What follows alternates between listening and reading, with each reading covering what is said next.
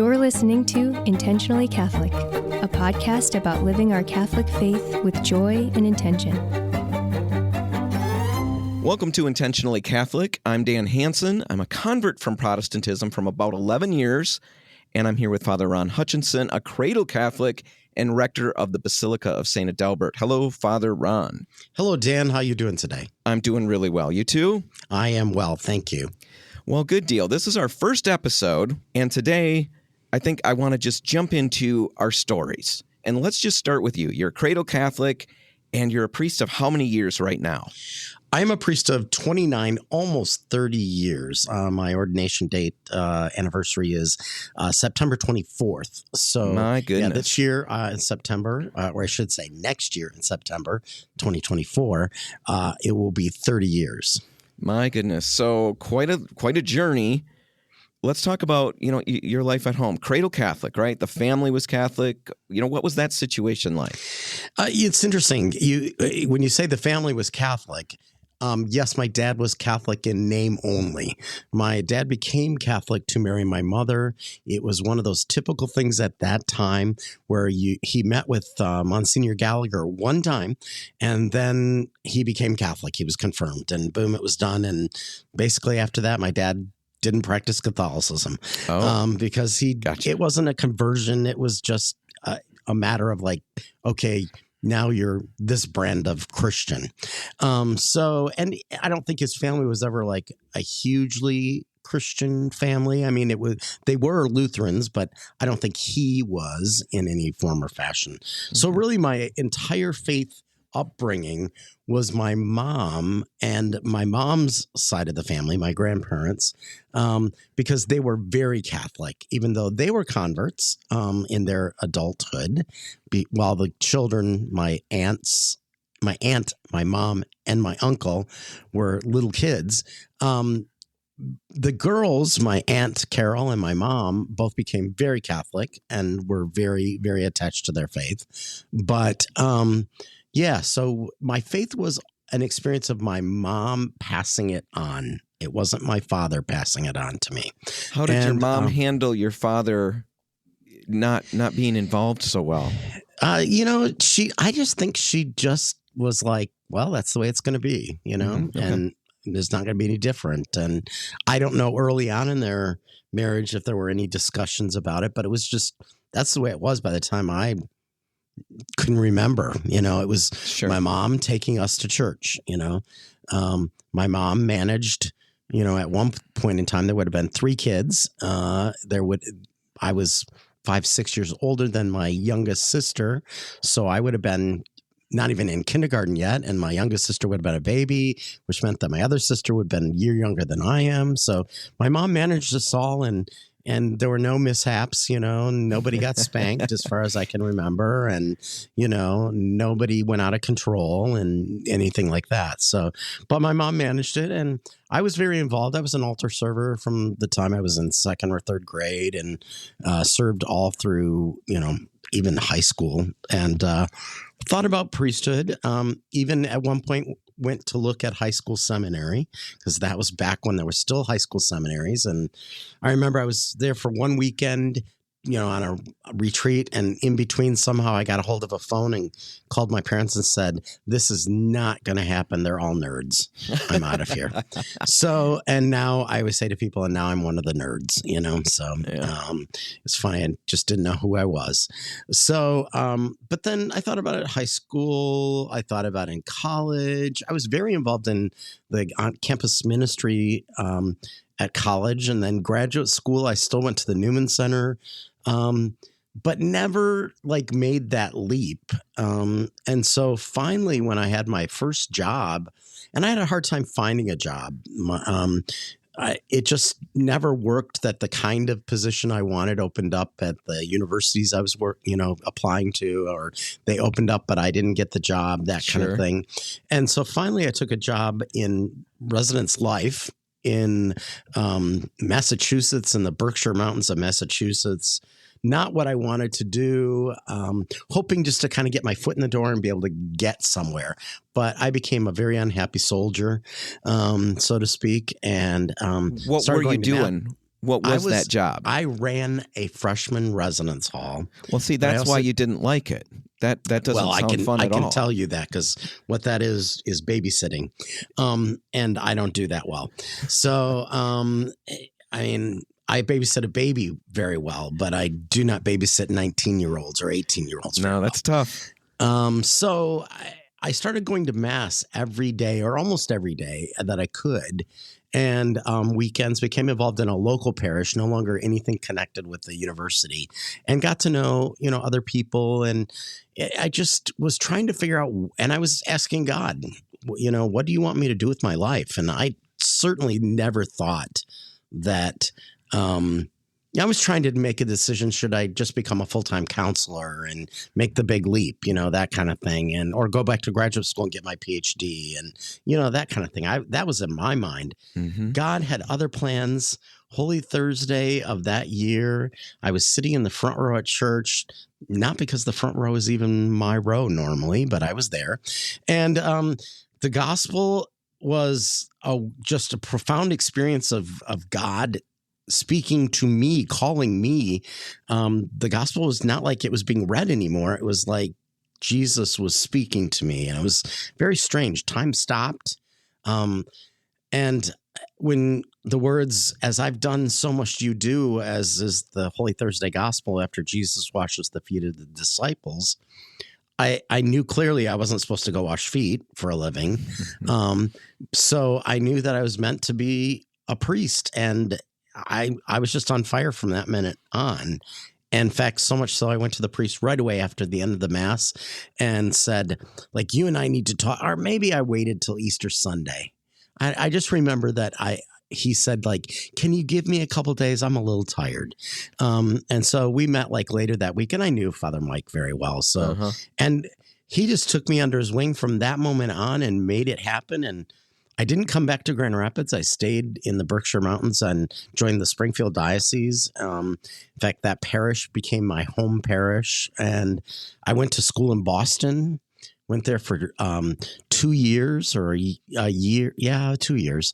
And then at the end of the 2 years, just realized that this wasn't my home and I needed to go back home. And so I asked Grand Rapids. Grand Rapids said yes, but I have to transfer seminaries.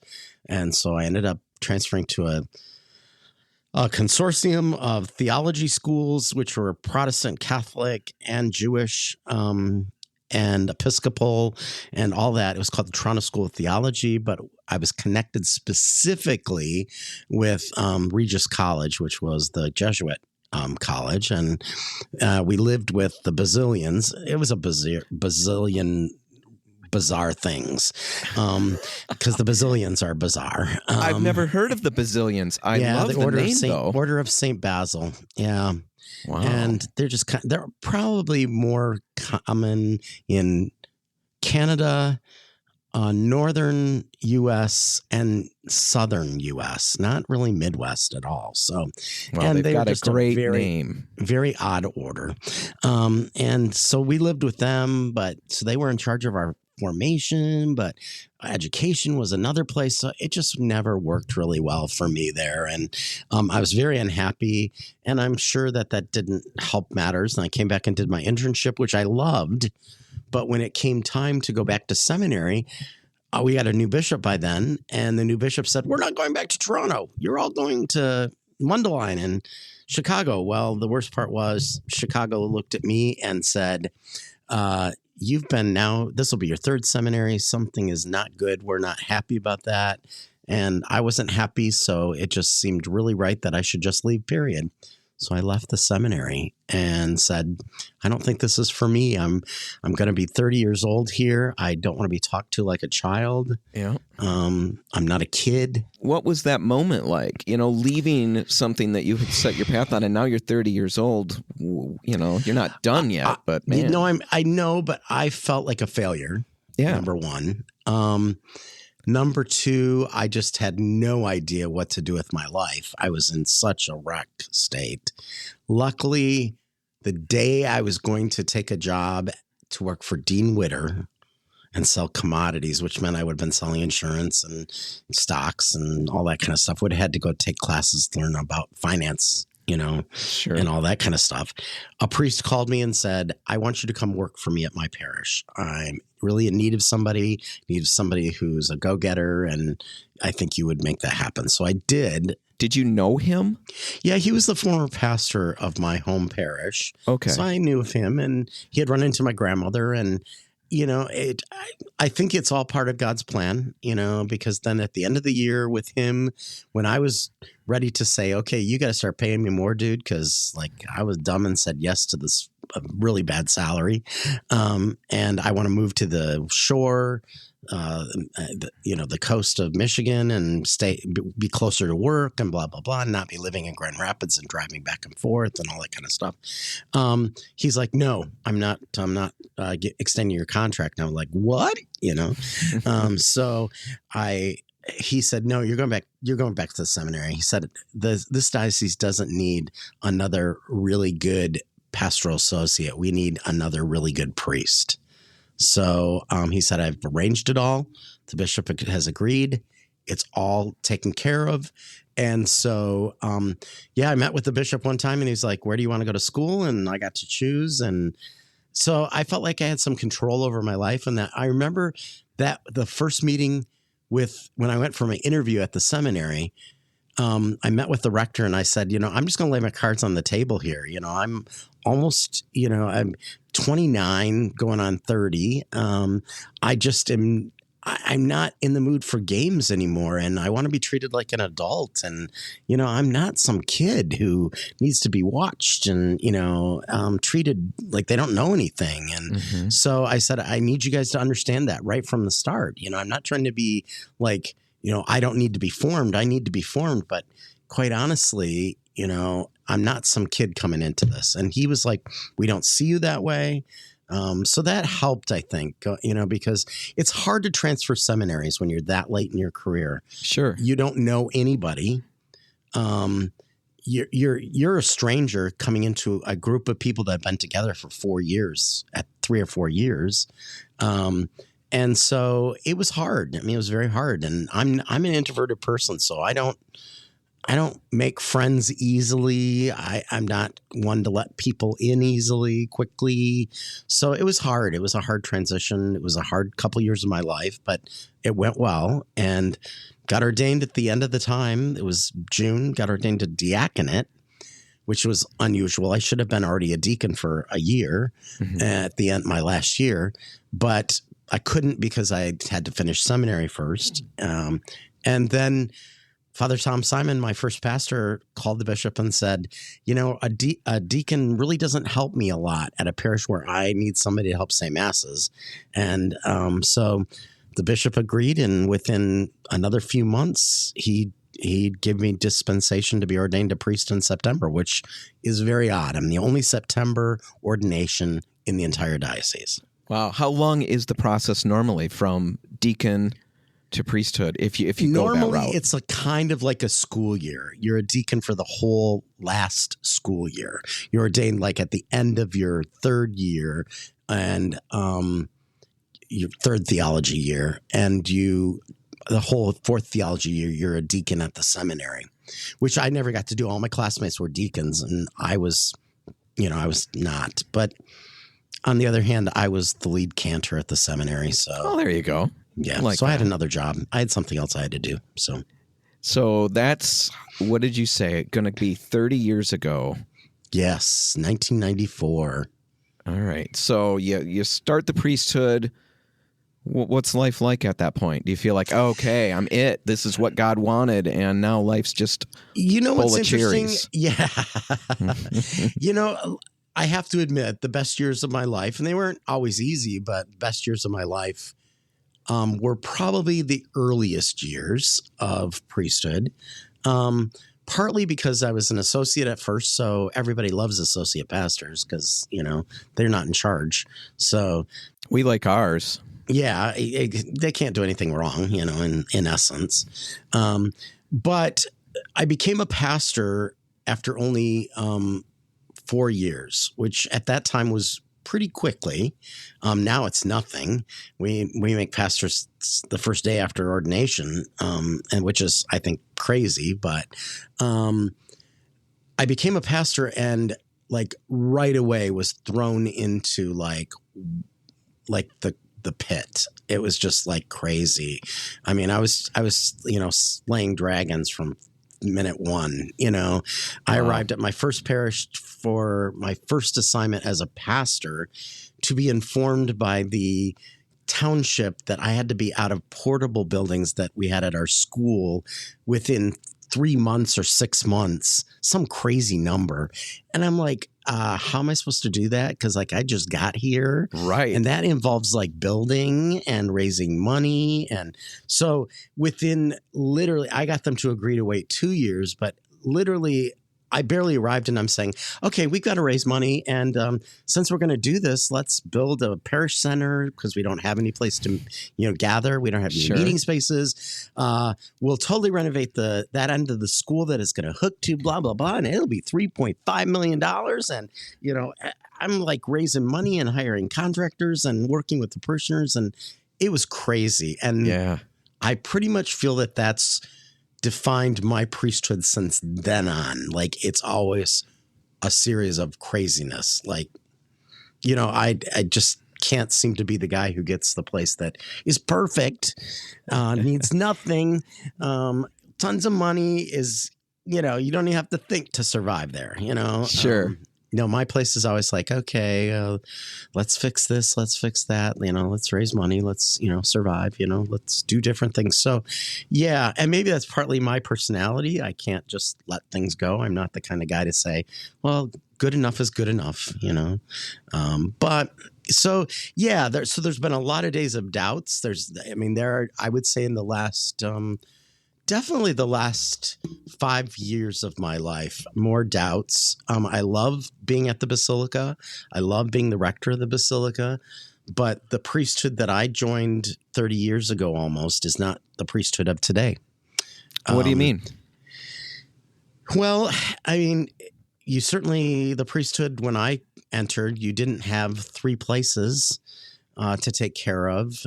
You weren't dealing with the financial problems today, no butts in the pews, that kind of thing. There's been a lot of drama in the church over the last, even 10 years. So the church that I became a priest for, I don't even recognize that in the church today. And I know that the church doesn't stay the same in some ways, but it does stay the same in other ways, doctrinally and dogma and all that kind of thing. But it's very different. And so the expectations on a pastor are very different. The stress, the just day to day, I feel like going on 62, like I feel a lot older because it's just every day is very stressful, Well, okay, so what can we do as people in the pews, and not just for you at the Basilica, but you're basically a spokesperson for other priests out there, other parishes. What can people do? Yeah, I think the hardest part of this is, the way canon law is written, the buck stops at my desk, period. I'm responsible for everything at the parish. And you can have people advise you and help you, but it's my decision making at the end. I'm the shepherd, plain and simple. And so I think the flock just needs to realize, number one, when I became a priest, it wasn't unusual still to have 2 associates at some places.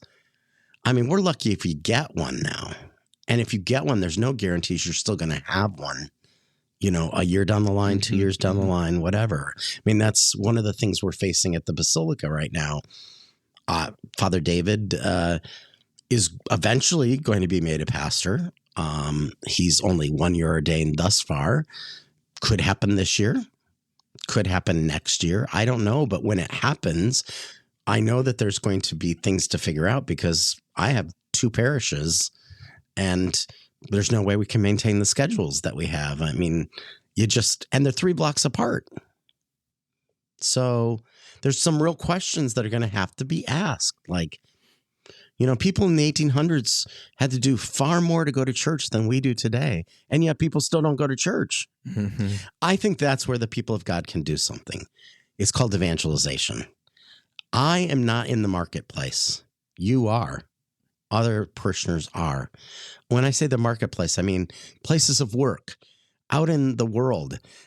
My world is very small compared to your world. My world kind of revolves around the parish. Sure.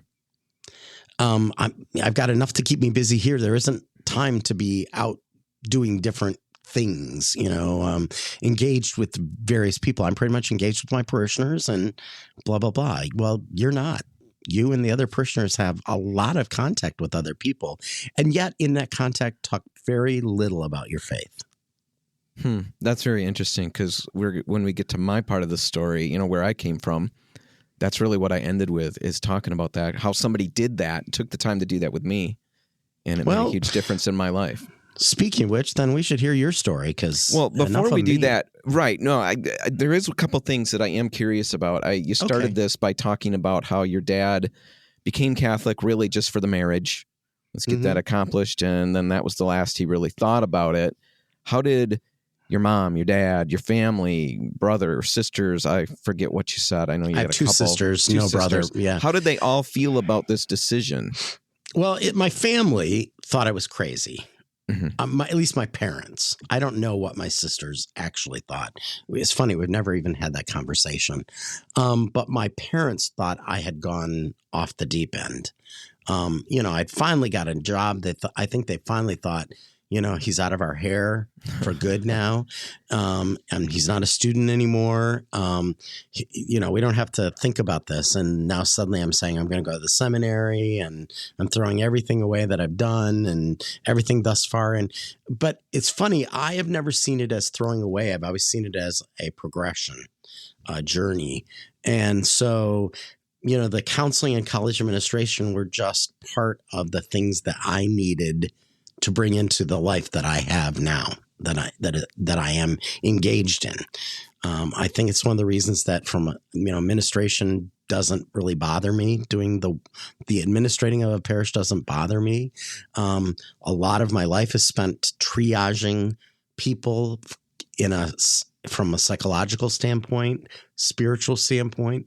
So I think all of that is meant to be. But yeah, my parents were freaked out. My dad and mom, both at different times, thought I was crazy. And, so I think that's also why I didn't start studying for my home diocese. I started studying for another diocese. I just needed to show that this was what I was meant to do. When did they swing around? I would say by mid time in the seminary, they kind of came around. My dad, however, still hadn't gone to church really, and really wasn't even going at that point, even for Christmas or anything. He had stopped even major holidays. So I remember the last 2 years of seminary when I moved to Baltimore for my last 2 years, I started praying every day, every time I went into the chapel, that my dad would find faith, that God would move his heart to find faith. And it was very interesting because it didn't actually happen until literally the last month I was at the seminary. Suddenly out of nowhere, my mom informed me that my dad and her went to mass and then went to dinner afterwards. And several weeks of hearing that, finally I called and said, "Mom, what's going on?" And she's like, "Your dad just said, hey, I want to go to church with you," which she said, I just kind of like, okay. And he's been at church ever since. And my dad became kind of like the ultimate priest father.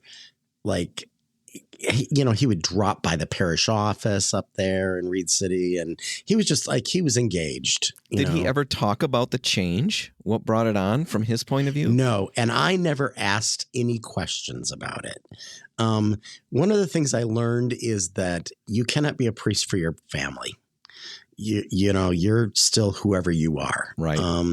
And so I just thought, you know what? It happened. I'm just going to thank God for it, and I'm not going to question it. 2 years of praying before you saw an answer.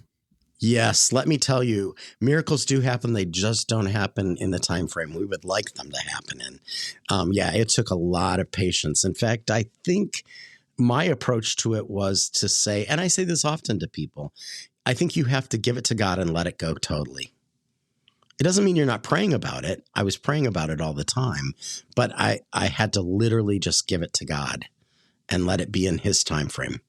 And in the time frame that he worked with my father, and so many things in my life I've come to realize that really is how it's better to solve the things that are bothering me, not trying to control them, fix them, maybe doing things that are part of that, but not believing that it's all up to me to make happen, or it's got to happen in my time frame. Oh, yeah. I mean, we believe what we believe. We believe God is who he says he is. And that means when we put something in his hands, that's the best place we can put it.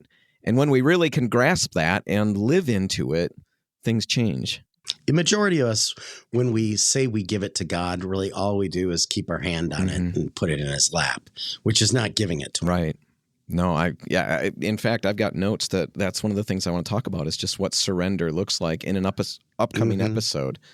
So, yeah, well, that's great with your dad. That's, a story that really should inspire all of us with whatever we're praying for to be diligent, like the parable Jesus told with, what is it, the lady who goes to the king or whatever, and he just gets so sick of it every day. She's going to kill me with this. I'm going to just answer her prayer or her request, so she'll leave me alone. And of course, that's not how God is, but he does want the diligence.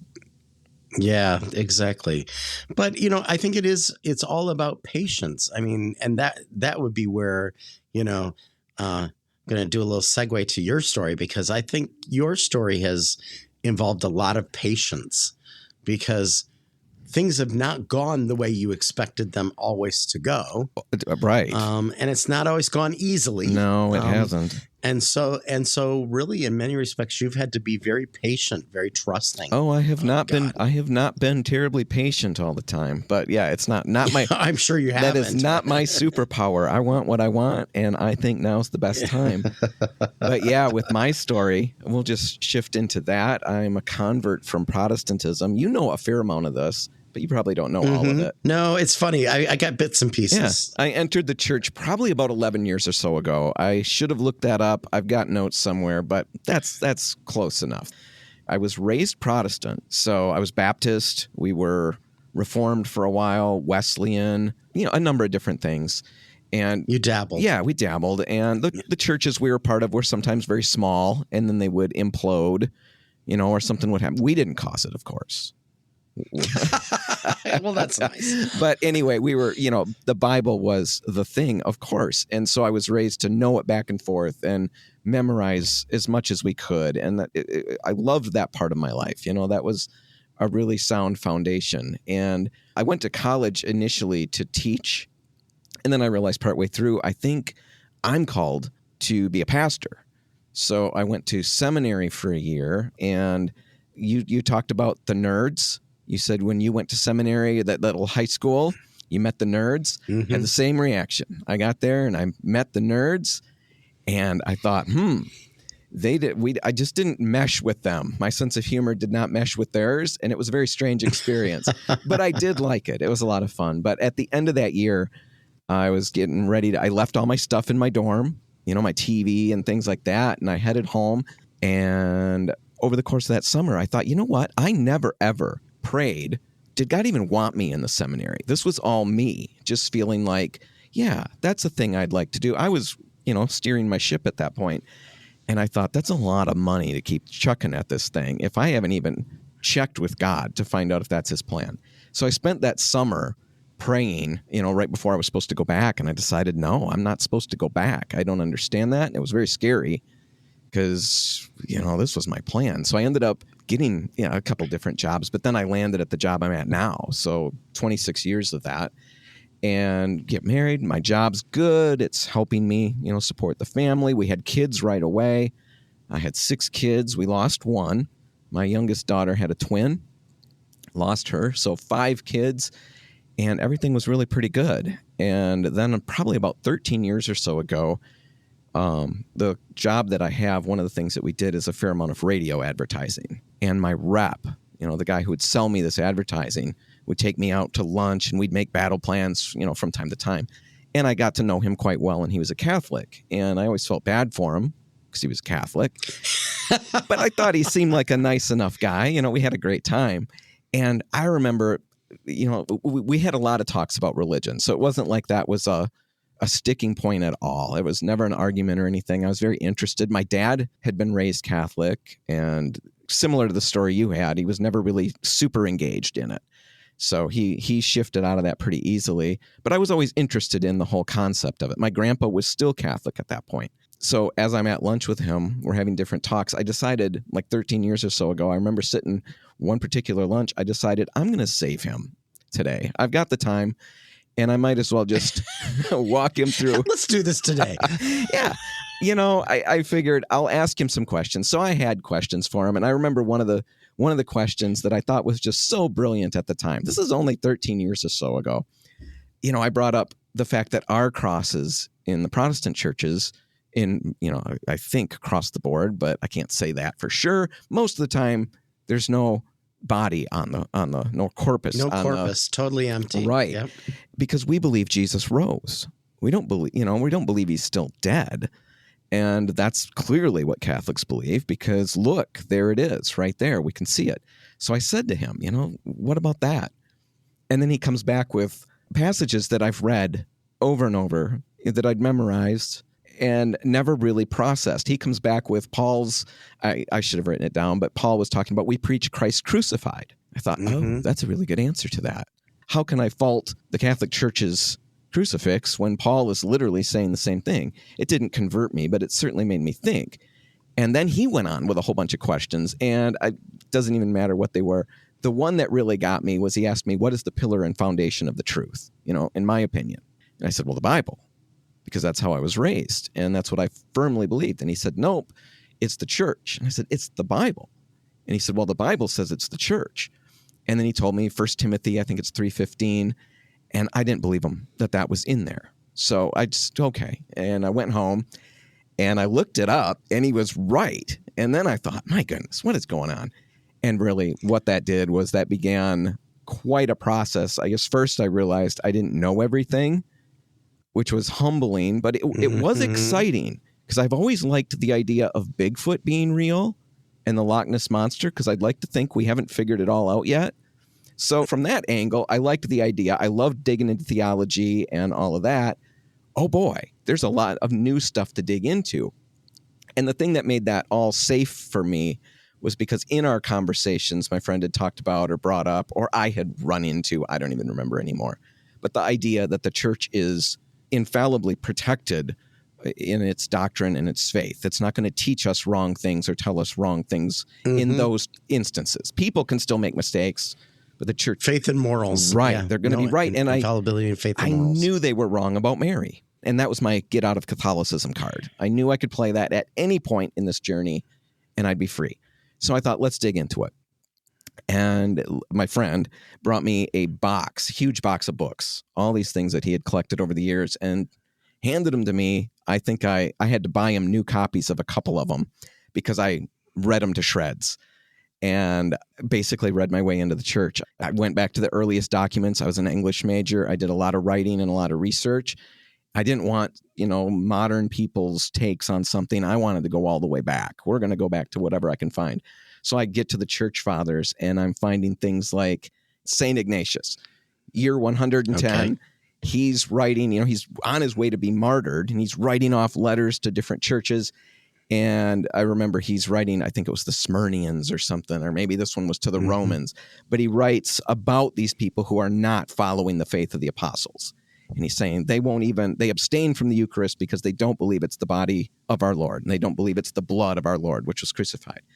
I mean, oh my goodness, that's Catholic thought. That's the year 110.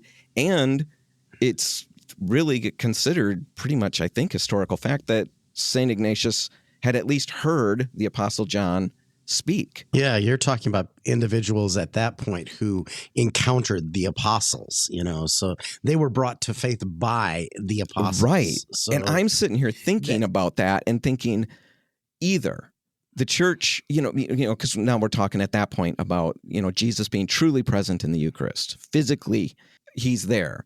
Either St. Ignatius, the very first couple of generations since John, is already that wrong. He's already completely messed it up. Jesus meant it as a symbol, and he's misunderstood it somehow like that. That's what I had to think if I was going to be right. Or I had to think, maybe I'm wrong, and maybe he's got it right. Maybe that's literally what John taught, and that's because that's what John was taught. It freaks me out to think that you at no point said to yourself, Protestantism as a reality didn't begin until the 16th century. From the death of Christ. There was a lot of people wrong. It took that long, and yet all these people have been wrong for all these centuries. That's the part I'm always, as a Catholic, just flabbergasted by. Because it's like, how do you not recognize, like, literally your Christian tree was growing really strong up to this point, and then suddenly a branch said, I don't want to be a part of this anymore. But yet I still want to be connected to the roots. I know. It's very strange. I don't know. I can't speak, of course, for all Protestants or anybody but me.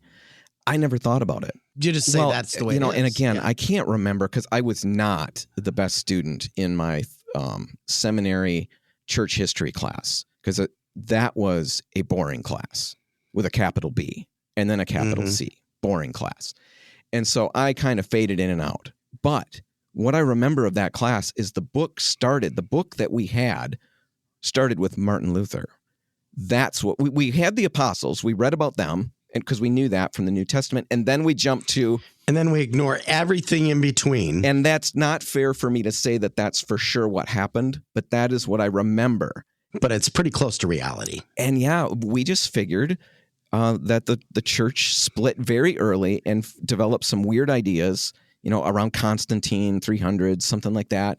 And it became really hierarchical, and all of that stuff happened. And the power of priests, blah, blah, blah, took place. And then Martin Luther fixed it. And we were so glad that Martin Luther fixed it. And thank God for Martin Luther. All of that. That's literally what I had run. So I ran into these church fathers, and that was staggering to me. Saint Justin Martyr, another one writing in the 150s, something like that. I believe, I'm really shooting from the hip here, but I believe he's writing an apology, which is basically an explanation of the faith. A lot of the Christian worship up until him was kind of hidden because people were being persecuted so dramatically. And I think his account is one of the first accounts that kind of sneaks out saying what Christian worship looked like at the time. And when you read through what he's saying, anybody who's attended a Catholic Mass, or a few of them, is going to instantly feel at home with. They're going to say, oh my gosh, things haven't changed hardly at all. Hardly at all. It is so staggering. So I had already been, as I'm reading, I did attend some Masses. We went to Holy Redeemer, which is where you were at the time. Which is where I ran into you. Yes. Yeah. And I could see the Mass in these old writings. I could see Catholic thought in these old writings, and it really started to get in my head. My family was utterly freaked out, but we all knew I had the Mary get out of Catholicism card in my back pocket. None of this would go anywhere, but I fell in love with the whole idea of Jesus present physically in the Eucharist. That was staggering to me, to think that literally he's right there. And it's not like he's not in a Protestant church, but we believe that he's spiritually there. And that's great too. There's incredible value to that.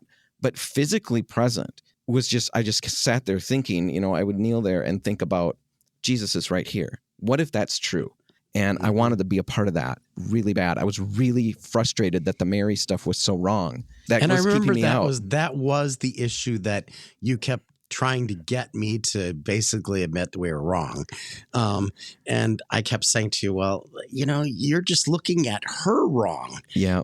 From a wrong standpoint, And that's what it took. I fell in love with confession, believe it or not. The whole idea of confession just was, man, that was really compelling to me, to hear somebody say, you're forgiven.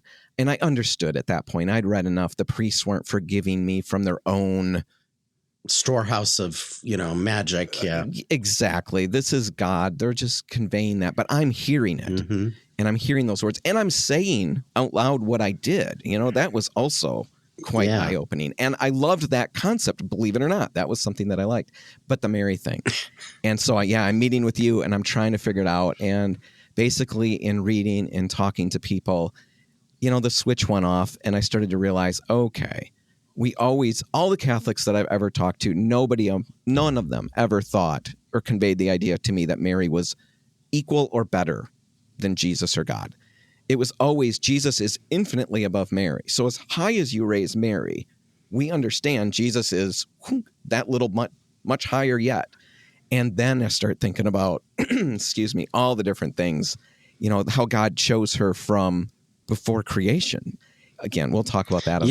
We will have to get to that, especially because today, as we're taping, it's the Feast of the Immaculate Conception. So, we got a lot of stuff to cover at some point. Basically, long story short, I kind of swung over and I realized, that was my last obstacle. And I don't completely get it. I've got questions, but I don't believe the church is wrong. And that's when my family got really freaked out. My extended family, my wife, I had 5 kids that were quite little. They weren't really so freaked out. They were just along for the ride. Sometimes we go to church over here. Sometimes we go over there. But when it became real, I thought, oh, no. So I waited for a while.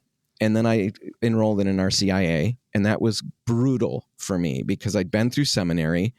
And the RCIA started with, how do we know God exists?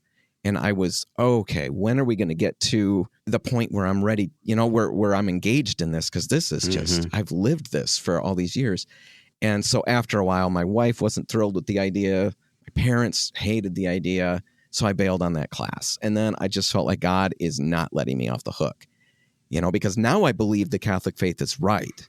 I can't just sit here anymore. I've got to act on that. And so I started RCIA a second time. My wife went with me to that one because I thought, the answer to prayer, we're moving ahead. And we bailed on that because she just couldn't wrap her brain around it. She loved the church that she was in. It was brutal. Yeah. My mom was furious and worried about me, not mad, she was mad, but it was concerned. Yeah, she was mad. And concerned that I think I'm earning my way to heaven and, all those Catholic thoughts because good works play in. I could go into all of that stuff. A lot of it is just understanding that there were so many things that I read in the Bible that I never clued into. And I would try to talk to Mom about them. When Jesus talks to the young ruler and the guy says, what do I do to be saved? And Jesus says, do all the things in the law. Well, I've done all of that. Well, now give all this stuff to the poor. And then he's upset. I don't believe. Yeah. Right. So there is an element of we need to cooperate with God's grace. I could see that, but trying to make people understand that crazy grace tough. Builds upon nature. We have to be moving in the right direction for grace to work with us. It's funny because the very same questions your mother has about your Catholic faith, the flip side of them are the questions I have with regard to Protestantism that I just can't get it. I don't get this whole idea of being saved. Like all I have to do is say I'm saved and I'm saved. And it's like, well, what happens when you're not acting like you're saved? Am I still saved or are you not saved? Or, right. So I just get all like, okay, at least I feel like our faith, my faith, Catholic faith, has an understanding of how sin fits into it and how we deal with sin and, how we repent and how we move forward and blah, blah, all that kind of stuff. So the Protestantism, the Protestant faiths, it's hard to pin down because there's a lot and they vary. There are answers, from my point of view now, they're not complete answers. Yeah. But they're better than the answers you're probably thinking because probably for you, it's as weird and strange as Catholicism was to me in the beginning. Yeah. And I get it. That's why, I always say, I'm not the person to judge someone else's faith beliefs, but I can at least figure out how mine came into existence and how they have continued to stay firm for over 2,000 years, Well, and those were some of the things that sealed the deal for me is just realizing that it goes back all that way. I can trace it. I can trace the leadership of the church all that way. What man-made organization, country anything can we think of that existed in 33 AD that still exists in that same form today? There's nothing. Nothing has lasted that long. That was man-made. Nothing.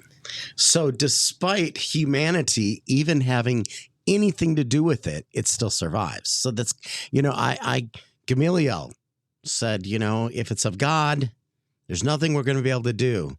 So, leave it alone. Leave them alone, those early Christians. And it's true because, given all the attempts by humanity to destroy the faith, and even some of the people within the faith doing things that seem like they were trying to destroy it, it's still here. It's still here. It doesn't mean that things are perfect. We're an organization, and that means we're not perfect because this isn't heaven. And we say to people, the church is not heaven on earth. The church is a glimpse of heaven, which means it's going to have all sorts of human issues that make the glimpse not very pretty at times. And that was tough to work through, the whole abuse scandals and stuff like that. Those were brought up to me as I'm really, entering the church. I said I went through 2 RCIA classes. We bailed on both of those.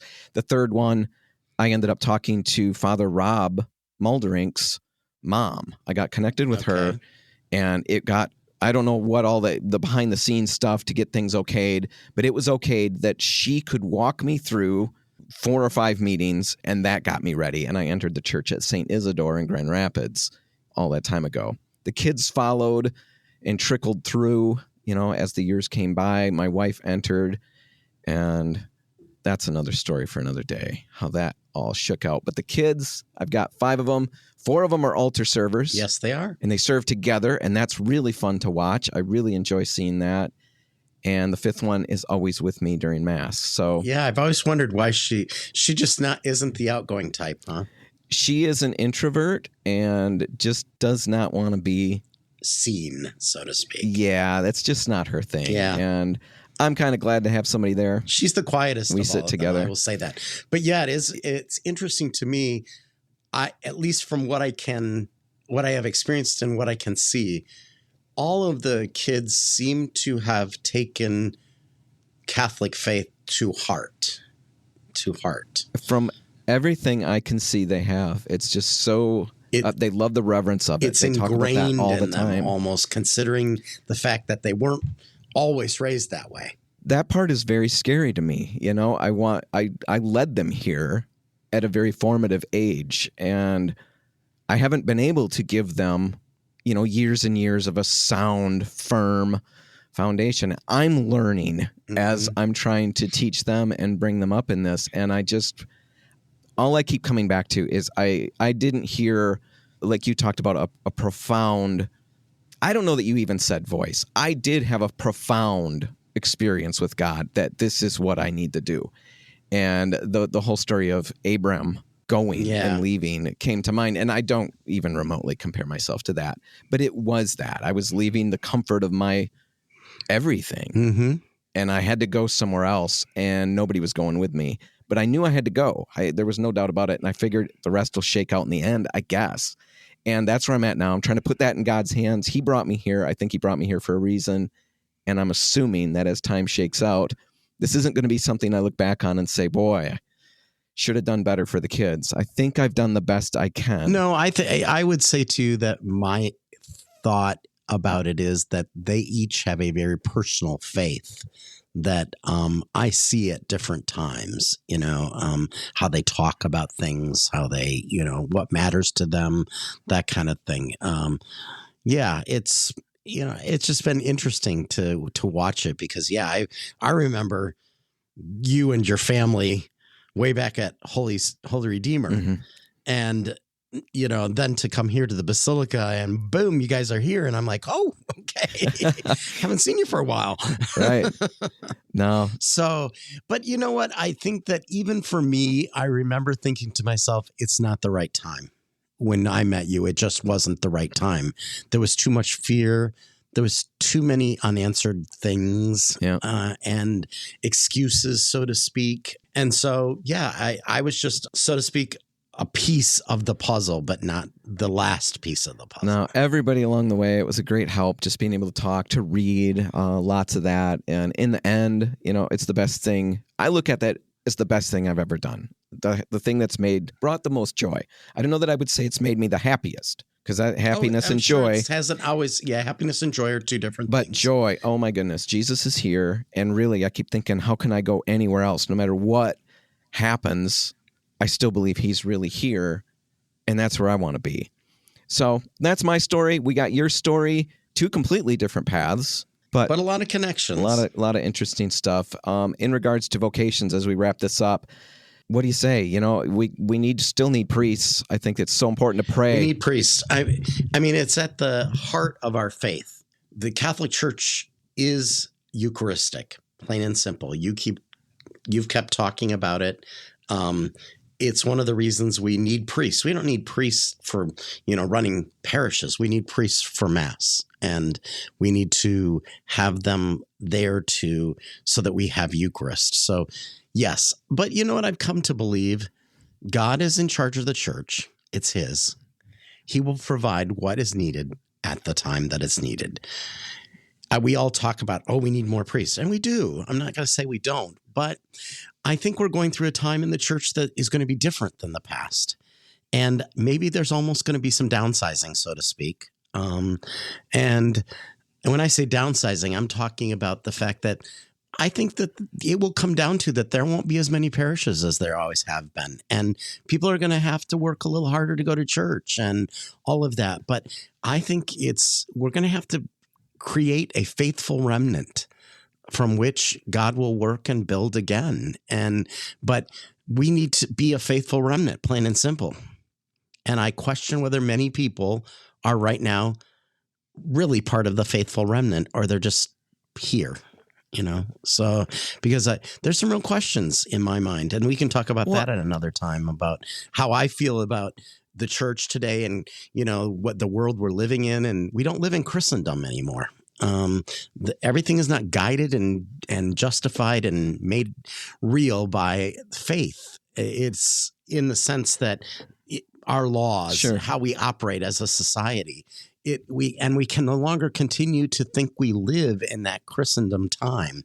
We live in apostolic times, and apostolic times require a whole different kind of disciple. And I don't think many Catholics are prepared to be those kind of disciples. Right? And that was one of the things that we wanted to try to do as we forge ahead with this podcast, intentionally Catholic, doing things with intention, living our faith with intention, understanding, what's going on at Mass, all the way down to understanding the world we live in, asking big questions. We hope to get to all of that stuff. Praying for vocations, I think that's big. Cardinal Ratzinger, Pope Benedict, had written about a smaller church. He a smaller church. In fact, he referred to, the faithful remnant.